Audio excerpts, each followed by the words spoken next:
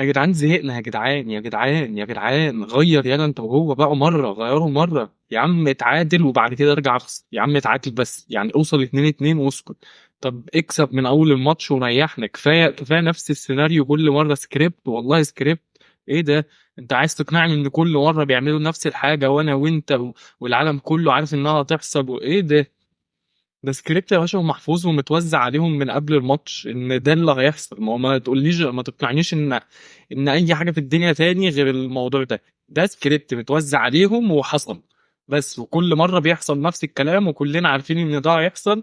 ومدرب دورتموند عارف واللعيبه عارفه والحارس عارف والجماهير اللي في المدرجات عارفه وانا وانت والدنيا كلها عارفين، بس مستنينه يحصل عشان نتفاجئ ان هو حصل. فانا مش فاهم ايه الحوار بتاع كل سنه ده.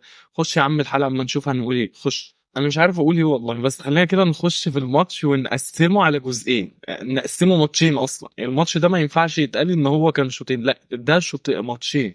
اول ماتش هو الشوط الاول. الشوط الاول ده دورتموند نازل من اول دقيقة ضاغط ريال مدريد، مستحوذين على اللعب، العين منتشرة في كل حتة في الملعب، تمريرات سريعة وقصيرة، كل واحد واقف في مكانه، عاملين كل اللي عليهم وزيادة. وده طبعا اترجم من الجولين، يعني تحس دورتموند في الشوط الاول كانوا بيعاملوا ريال مدريد دول على انهم اخوهم الصغير. دورتموند ده اخوك الكبير اللي هو بيجي ليك انت واصحابك، يقعد يلعب معاكوا، يقعد يهزقكوا شويه ويقعد يرقص ويعمل، بيلعب عيال صغيره. نفس الكلام دورتموند في الشوط الاول كانت بتلاعب ريال مدريد، كانوا عيال صغيره، كانوا بيعملوا عليهم كل اللي هم عايزينه، كانوا بيقطعوا بيباصوا. في فتره كده من الشوط الاول دورتموند فضلت ماسكه الكوره حوالي 3 دقائق عمالين يعملوا في باصات، ريال مدريد ما كانش بيعمل اي حاجه. العيال فيه عندهم شراسه في الضغط، كانت شراسه قويه جدا. التحاماتهم كانوا بيدخلوا مش خايفين، كانوا بيخترقوا مناطق ريال مدريد ومش خايفين خالص، بيخشوا تمام. وساعدهم في ده ريال مدريد نفسه. ريال مدريد الشوط الاول كانوا بيحلقوا، والله ما ليها غير كده يا جماعه، كانوا بيحلقوا، مفيش ضغط اصلا. في كوره في الدقيقه مش عارف 36 يعني قبل الشوط ما يخلص بحوالي 10 دقائق كده، برانت دخل، برانت فضل ماشي ماشي ماشي وقام شايط كوره كانت في المقص، كورته شالها، قام اتعصب على الفرقه كلها، قام اللي هو بيزعق فيه ايه، ما فيش كده. برانت كان ماشي بالكوره حوالي 10 15 متر، ما فيش حد بيقول له انت رايح فين، ما فيش ضغط. ريال مدريد في الشوط الاول لا، ده فعلا كان ماتش لوحده. دورتموند تستحق الشوط الاول تخرج باتنين وتلاته او اربعه لولا كورتو، عادي جدا. فالشوط الاول كان اكتساح لنوري شاهين ودورتموند على انشيلوتي وريال مدريد، اكتساح حرفيا. واللي في شاف الماتش عارف انا بقول ايه، يعني ممكن اللي شاف النتيجه بس يستغرب، بس لا اللي شاف الماتش هيفهم.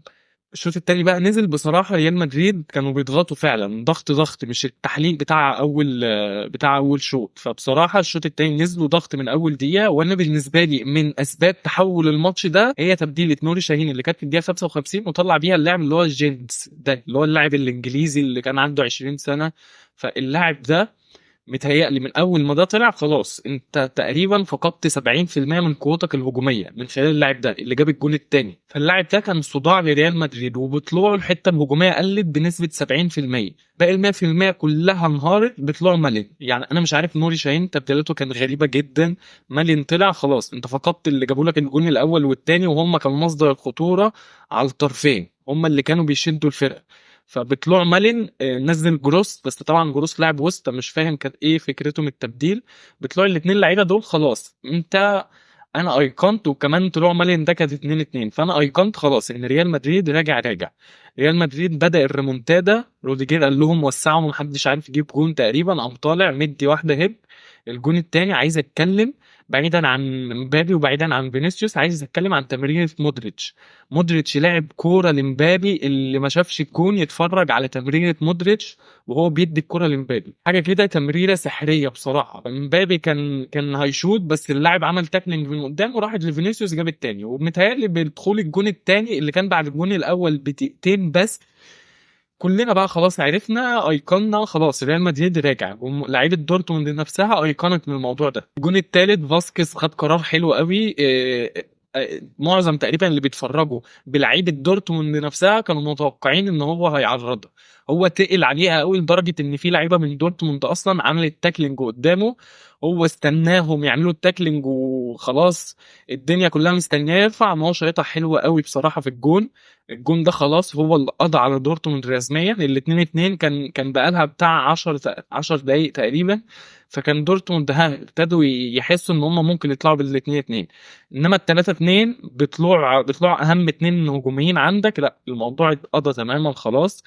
نيجي بقى بعد كده فينيسيوس، احسن لاعب في العالم بصراحة. يعني لما بيكون في يومه احسن لاعب في العالم، عنده حلول فردية رهيبة، حلوله الفردية حلوة جدا، بيقدر ان هو يصنع كورة من مفيش. الجون الرابع والخامس الفينش بتاعه فينش يعني بصراحة عالمي من فينيسيوس، سواء الجون الرابع اللي وداها ار2 كده في البعيدة، كانت بعيدة خالص عن الحارس، او الجون الخامس اللي شاطها برجله الشمال في سقف الجون. لا جونين بصراحة حلوين. ففينيسيوس قدرته على المراوغة وحلوله الفردية اللي ما بتنتهيش خالص دي، لا بصراحة تخليه حاليا على الساحة افضل لاعب في العالم.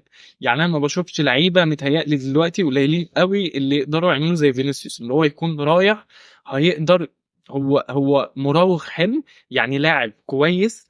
غير كده هو فينشر حلو. يعني مثلا لويس دياز في الليفر ممكن تلاقيه مهاري حلو جدا، دوكو في السيتي نفس الكلام، بس كل اللعيبه دي ما بتفنش كويس. فينيسيوس هو اللي بيجمع بين الحاجتين. فبالنسبه لي فينيسيوس بصراحه عمل ماتش كويس جدا النهارده، ليله تاريخيه لفينيسيوس، هاتريك تاريخ دوري الابطال، يستحق ان هو يطلع بالهاتريك ده النهارده فعلا، بالاداء اللي عمله والمراوغات اللي عملها والفينيشين بتاع الجونين الرابع والخامس اللي كانوا حلوين قوي بصراحه. انتصار ما كنتش اتمناه خالص كبرشلوني قبل الكلاسيكو، بصراحه كنت مستني خساره مدريد. انتظار بقى برشلونه هتعمل ايه مع البايرن بكره. ريال مدريد بينتصر الانتصار الثاني في 3 ماتشات في دوري الابطال عشان يبقى عنده 6 نقط. خلصنا ماتش ريال مدريد، هنقول بس نتائج الفرق الثانيه. اي سي ميلان كسبت كلوب بروج 3-1. يوفنتوس خسر من شتوتجارت في اخر دقيقه 1-0، كانت هزيمه صعبه قوي. استون فيلا بالعلامه الكامله، 3 ماتشات 3 انتصارات 9 نقط، محدش عاملها لحد دلوقتي. فاستون فيلا مع ايمري بيعملوا شغل كويس جدا ومحترم جدا. ارسنال وفوز مهم جدا جدا بعد خساره ماتش الدوري يوم الاحد او يوم السبت. ففوز مهم جدا لارسنال وارتيتا بعد الخساره. 7 نقط ماشي في دوري الابطال كويس، مهم قوي ان هو يضمن الصعود من بدري، هيريحهم في الدوري كمان. بس كده ده كان ملخص كلام النهارده كده عن ماتش ريال مدريد ونتائج بقى الماتشات التانية. اتمنى ما اكونش طولت عليكم، ما تنسوش تعملوا لايك، تشتركوا في القناه، تفرجوش وتجروا. وبس كده، نتقابل ان شاء الله في الحلقات الجايه. سلام.